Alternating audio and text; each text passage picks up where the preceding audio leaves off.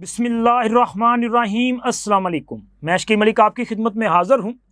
इस वक्त यूँ तो नए चीफ़ जस्टिस के तकर्रुर के हवाले से गौर किया जा रहा है और अभी जब ये वीडियो रिकॉर्ड की जा रही है अभी भी पार्लिमानी कमेटी किसी हतमी नाम पे नहीं पहुँच पाई, लेकिन कुछ अंदर की ख़बरें हैं जो आप दोस्तों के साथ शेयर करनी है और वो नए चीफ़ जस्टिस के तकर्रुर के हवाले से है और इसी तरह एक और बंद कमरा मीटिंग का अहवाल है और इस मीटिंग में आर्मी चीफ़ और जस्टिस मंसूर का क्या मामला है, ये एक्सक्लूसिव तफसीलात आप दोस्तों के साथ शेयर करेंगे और इसके साथ साथ एक प्रेस कॉन्फ्रेंस का मामला। आपके इल्म में है कि 26वीं आईनी तरमीम पर जो इत्तफाक़ राय पैदा करने की कोशिश की जाती रही, जिस दौरान हुकूमत और हुकूमत के इत्तेहादी और मौलाना फजल रहमान और मौलाना फजल रहमान के इत्तेहादी, इनके दरमियान मुलाकातों का सिलसिला जारी था। इस दौरान एक और वावेला भी मचाया जा रहा था कि हमारे अरकान असम्बली को हरासा किया जा रहा है, इन्हें डराया धमकाया जा रहा है, अगवा किया जा रहा है और हुकूमत धौंस धांधली और ज़बरदस्ती के साथ ये आइनी तरामीम मंजूर करवाना चाहती है। जिस दिन आइनी तरामीम ऐवान में पेश की गई तो फिर सब ने देखा कि एक तो सेनेट में तहरीके इंसाफ के किसी भी सेंटर ने वोट नहीं किया। बीएनपी मेंगल के 2 सेंटर्स ने, जिनमें एक ख़ातून और एक मेल पर्सन थे, कासिम रोंझो साहब, उन्होंने तरमीम के हक़ में वोट दिया और कौमी असम्बली में 5 आज़ाद MNAs ने तरामीम के हक़ में वोट दिया। अब इस मामले के बाद एक प्रेस कॉन्फ्रेंस हुई कासिम रोंझो साहब की और उसमें उस प्रेस कॉन्फ्रेंस में उन्होंने कहा कि जी वो 5-6 दिन किसी के मेहमान रहे, बड़ी अजियत में ये दिन गुजारे और उन पर ज़बरदस्ती ये प्रेशर डाला गया और जिसका नतीजा ये है कि उन्होंने तरामीम के हक़ में वोट भी किया और वो मुस्ताफ़ी भी हो गए। अब इस प्रेस कॉन्फ्रेंस के बाद उनके साहबजादे उनकी तरफ से जो है एक बयान जारी कर दिया गया है। अब ये बयान जो है वो ज़ाहिर है पूरे मामले को काउंटर करता है और वो कहानी का दूसरा रुख बयान करते हैं। वो कहते हैं कि ये प्रेस कॉन्फ्रेंस जो करवाई गई ये दबाव में करवाई गई है, ये प्रेस कॉन्फ्रेंस BNP की क़यादत ने ज़बरदस्ती उनसे करवाई है और जो अल्फाज उन्होंने अदा किए हैं ये अल्फाज BNP की क़यादत की तरफ से उन्हें दिए गए थे कि आपने ये अल्फाज इस प्रेस कॉन्फ्रेंस में इस्तेमाल करने हैं।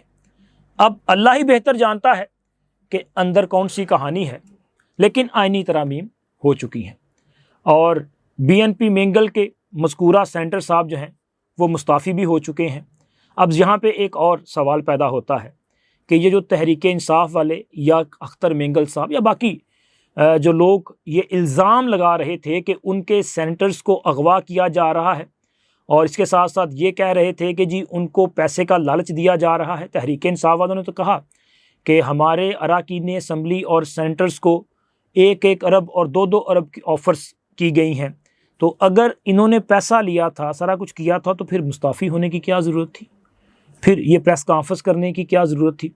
अब इसका मतलब ये है कि ये जो इल्ज़ाम लगा रहे थे वो गलत है और रोंझो साहब के जो साहबजादे ने बात की है वो तो दूसरी कहानी है कि ये तो सारा कुछ वही किया जा रहा है जो तहरीक इंसाफ करती है। तहरीक इंसाफ जो हरकत खुद कर रही होती है वो इल्ज़ाम दूसरों पे लगाती है। जिस तरह वो जनाब रज़ी दादा साहब कहते हैं ना, अक्सर बैठक में बैठे हो या कहीं भी, तो अक्सर वो इनका ये जो मुहावरा है बड़ा इस्तेमाल किया जाता है कि लम्हा मौजूद में जो ये काम कर रहे होते हैं एन उसी वक्त उसका इल्ज़ाम दूसरों पे लगा रहे होते हैं। तो ये तहरीक इंसाफ का एक फितरी मिजाज भी है और उनकी आप कह सकते हैं कि सियासी स्ट्रेटजी भी है और अख्तर मेंगल साहब भी अपोजिशन का हिस्सा हैं और वो भी आजकल तहरीक इंसाफ के बड़े करीब रहते हैं। तो हो सकता है जी ये तहरीक इंसाफ ने उन्हें बताया हो कि चलें ये पॉलिसी अपनाएं, ज़रा मुल्क में थोड़ा सा तूफ़ान बर्पा हो जाए। और दूसरा, तहरीक इंसाफ के सेंटर जनाब ओन अब्बास बप्पी साहब जो हैं वो एक TV चैनल के प्रोग्राम में मौजूद थे फैसल वाडा साहब के साथ और उस प्रोग्राम में उन्होंने ये अज़ ख़ुद एतराफ़ किया कि वो छुप छुपा कर गाड़ी की बैक साइड पे छुप कर जो है सेनेट तक आते रहे और फिर जाते रहे, और पनाह उन्होंने खैबर पख्तूनख्वा में ले रखी थी। तो मुझे याद आ गया कि यार ये कहा करते थे कि कोई लीडर जो है वो डिग्गी में बैठ के कहीं जाता है, और आज ये नेशनल टीवी पे बैठ के खुद एतराफ़ कर रहे हैं कि ये गाड़ी की बैक साइड पर बैठ के छुप के ट्रैवल करते हैं। तो बैक साइड पे आप बताइएगा कि क्या कुछ होता है। अगर मैं कहूँगा तो शायद वो ज़्यादा गुस्सा करेंगे, क्योंकि मैंने ये फ़ैसला कर रखा है कि अगले 2-4 दिन तक कौम यूथ को कोई सख्त बात नहीं कहनी, क्योंकि ये पहले ही सदमे में है, और हो सकता है कि अभी चंद घंटों बाद उनको एक और सदमा जो है उसका सामना करना पड़ जाए। क्योंकि जैसे मैंने आपको बताया कि अभी इजलास जारी है पार्लिमानी कमेटी का, और अभी जब मैं ये वीडियो रिकॉर्ड कर रहा हूँ उस वक़्त तकरीबन 9:50 हो चुके हैं, और इससे पहले इजलास में वक्फ़ा किया गया था, और वक्फ़ा इसलिए किया गया था कि सुन्नी इत्तेहाद कौंसिल / तहरीक इंसाफ उन्हें इजलास में शामिल किया जाए, और इसके लिए तहरीक इंसाफ के साथ रब्ता किया गया।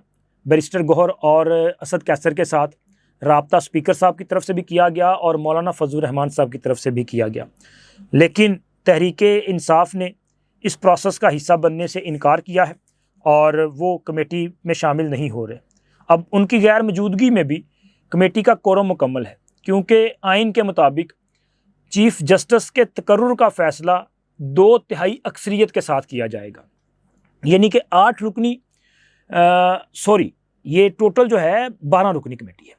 12 रुकनी कमेटी में 8 मेंबरान कोई फ़ैसला करें तो वो हतमी फ़ैसला तस्वर किया जाएगा, चूँकि फिर ये 2/3 मेजॉरिटी कंसीडर की जाएगी। तो इस वक्त इजलास जो जारी है उसमें 9 मेंबर मौजूद हैं। तहरीक इंसाफ के 3 मेंबरान जो हैं उन्होंने बाइकाट कर रखा है, तो फ़ैसला कर लिया जाएगा। और इस वक्त इस्लामाबाद के पार्लिमान के कमेटी रूम से जो चीज़ें आ रही हैं, क्योंकि अभी जो वक्फ़ा हुआ था उस दौरान कुछ लोगों के साथ गपशप हुई आज़म मजीद तार साहब की, फिर ज़ाहिर पार्टी के भी जो रहनुमा हैं, MNAs हैं, उनके साथ भी उनकी कन्वर्सेशन हुई है। तो अंदर जो कुछ हो रहा था फिर वो बातें निकल आती हैं ना। तो हमने भी फिर यहाँ से इस्लामाबाद में अपने जो दोस्त हैं जो इस वक्त पार्लिमान में मौजूद हैं उनसे रब्ता किया, तो ख़बरें तो बहुत अच्छी आ रही हैं। क्योंकि एक तो जो नाम था ना, जो बाकायदा एक प्लानिंग के तहत सुप्रीम कोर्ट लाए गए थे, वो साहब उनका नाम तो कंसीडर ही नहीं किया जा रहा। मतलब वो होता है ना कि 3 का पैनल आया तो सब ने कहा कि यार ए वाला ना चुकते साइड पे रख दो, ए पूरी फाइल इधर रखो साइड पे, वो साइड पे चली गई है। और 2 नामों पे जो है वो गौर किया जा रहा है, और सबसे जो इस वक्त ज़्यादा एक कंसेंसस सामने आ रहा है वो जस्टिस याहिया अफरीदी साहब के हवाले से है। लेकिन जस्टिस मंसूर अली शाह साहब भी दौड़ में शामिल है। ऐसा नहीं है कि जस्टिस मंसूर साहब जो हैं वो भी इस दौड़ से आउट हो चुके हैं, नहीं, ऐसा नहीं है। क्योंकि कमेटी के अंदर उनके लिए भी वोट किए जा रहे हैं, उनके लिए भी जो है वो मुकदमा पेश किया जा रहा है, तो उनका नाम भी कंसीडर हो रहा है और होना भी चाहिए। क्योंकि जब आपने इतनी मेहनत की हो तो भाई मेहनत कहीं ना कहीं तो रंग लाती है ना। क्योंकि जस्टिस मंसूर अली शाह साहब ने पिच के दोनों तरफ भरपूर तरीके के साथ इनिंग खेली है। एक तो मंसूर अली शाह साहब जो हैं उनके पीपल्स पार्टी की आला क़यादत के साथ दरीना ख़ानदानी ताल्लुकात हैं। उनके वालिद मोहतरम जुल्फ़कार अली भुट्टो शहीद के बड़े करीबी दोस्तों में शुमार हुआ करते थे। फिर उसके अलावा आज भी पीपल्स पार्टी के हलकों में जस्टिस मंसूर अली शाह साहब को बड़ा पसंद फरमाया जाता है। और अभी भी हालिया दिनों में एक मुलाकात की ख़बरें बड़ी गर्दिश कर रही हैं, और ये मुलाकात मुबैना तौर पे पीपल्स पार्टी के एक आला रहनुमा के साथ हुई है। अब इस खबर की तस्दीक नहीं हो पाई, लेकिन आज कमेटी के अंदर जो बातें हो रही हैं उससे लगता है कि मुलाकात नहीं तो कम से कम किसी वो जो होते हैं ना बाहमी दोस्त, उनके ज़रिए कोई कन्वर्सेशन ज़रूर हुई है। और फिर इसके अलावा एक और बहुत बड़ी ख़बर जो है या बहुत बड़ा इंकशाफ जो है वो मौजूदा चीफ़ जस्टिस काजी फ़ाइज़ ईसा साहब ने कर दिया है। क्योंकि काजी फ़ाइज़ ईसा साहब ने वो चैम्बर वर्क पे चले गए हैं और आज ही उन्होंने मखसूस नशिस्तों के केस में अपना जो इख्तलाफी और अज़ाफ़ी नोट है वो जारी किया है। क्योंकि जस्टिस जमाल खान मंदोखेल और काजी फ़ाइज़ ईसा साहब की तरफ से अपने नोट जारी किए गए हैं। इनमें एक तो जमाल खान मंदोखेल साहब की तरफ से जो नोट जारी किया गया है उसमें उन्होंने जुज़वी तौर पे अक्सरियती बेंच के फ़ैसले के साथ इत्तेफाक किया है, लेकिन जो आइनी और कानूनी नुक्ता है उस पर उन्होंने एतराज़ किया है।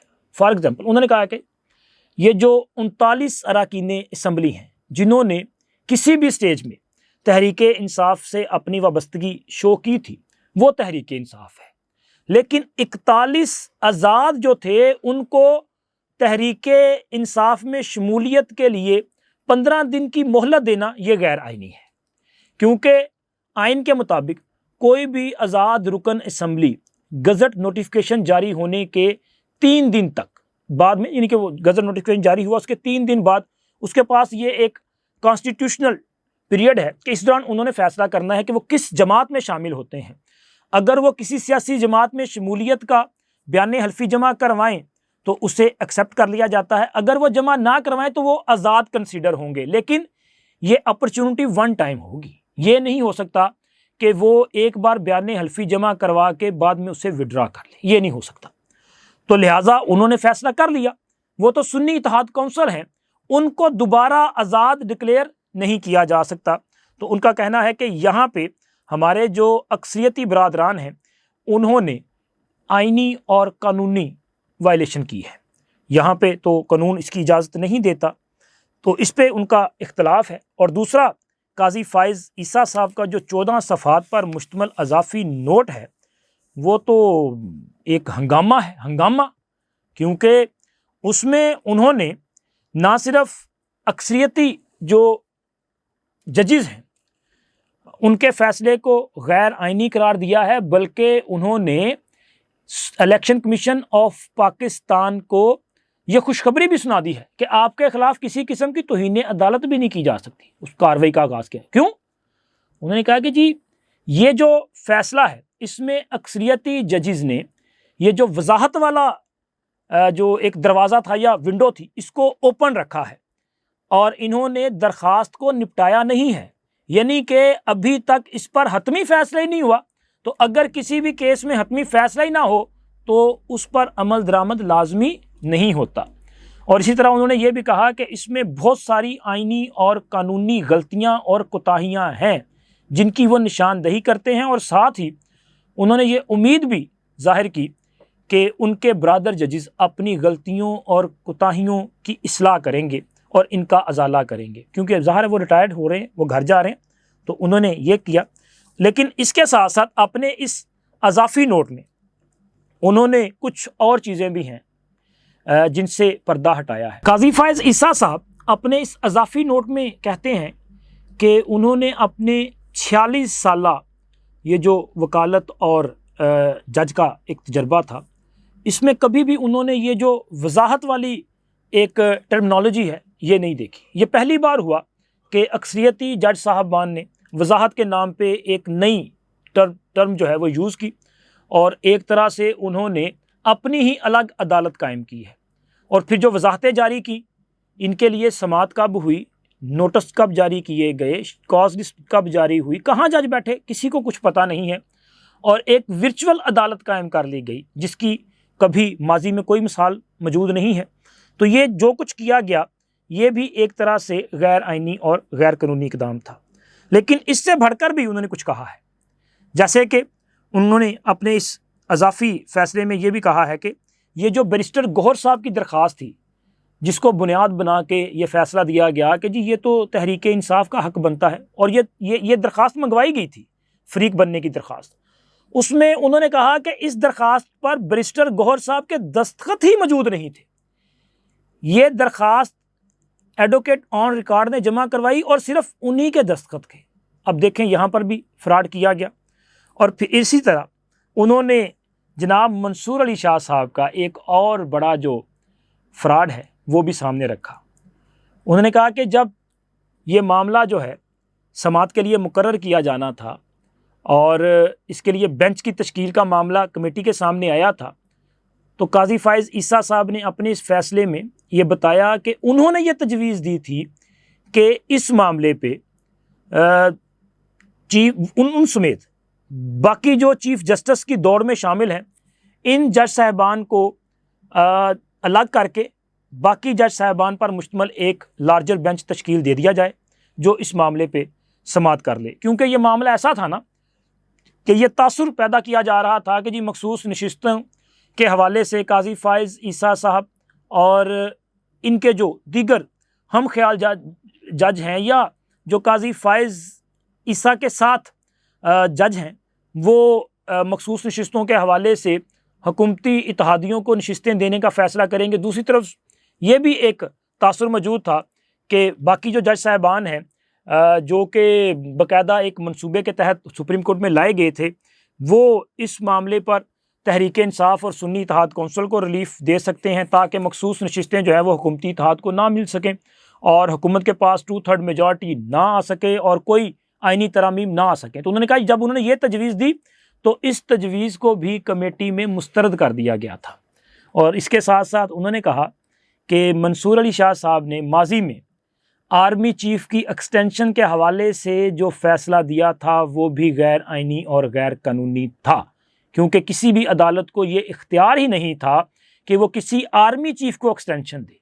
ये अदालत का इख्तियार नहीं। आपको याद होगा कि जनरल कमर जवेद बाजवा साहब की एक्सटेंशन का मामला जब सुप्रीम कोर्ट गया था तो जस्टिस मंसूर अली शाह साहब की सरबराही में बेंच कायम हुआ और उस बेंच ने एक तारीखी फ़ैसला दिया।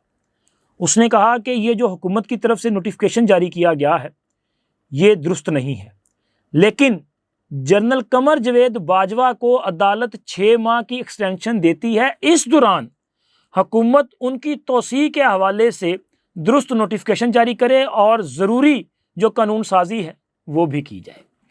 अब क्या कोई जज किसी भी 22वें ग्रेड के अफसर को या किसी भी अथॉरिटी के हेड को, किसी भी अदारे के हेड को ये अपना एक्सटेंशन दे सकते हैं? नहीं दे सकते। तो मंसूर अली शाह साहब ने तब भी एक वारदात डाली थी और ऐसी जब वारदातें जो होती हैं ना वो ज़रा ताल्लुकात की बेहतरी के लिए इक़दामात किए जाते हैं। तो आज भी उस मुलाकात की जो है वो बाज़गश्त सुनाई दी और ऐसे वक़्त में काजी साहब की तरफ से ये इजाफी नोट जारी किया गया है कि जब पार्लिमान में पार्लिमानी कमेटी में जस्टिस मंसूर अली शाह साहब, मुनीब अख्तर साहब और याहिया अफरीदी साहब, इनके नामों पे गौर किया जा रहा है कि अगला चीफ जस्टिस कौन होगा। अब ऐसे वक्त में ये फ़ैसला मेरा ख्याल है कि कमेटी के मेंबरान को फ़ैसला करने में ज़रा मावनत फ़राहम करेगा। बाकी आप ख़ुद समझदार हैं कि कौन सी मावनत हुई होगी। तो इंशाल्लाह मिलते हैं फिर अगली वीडियो में। अल्लाह हाफ़िज़।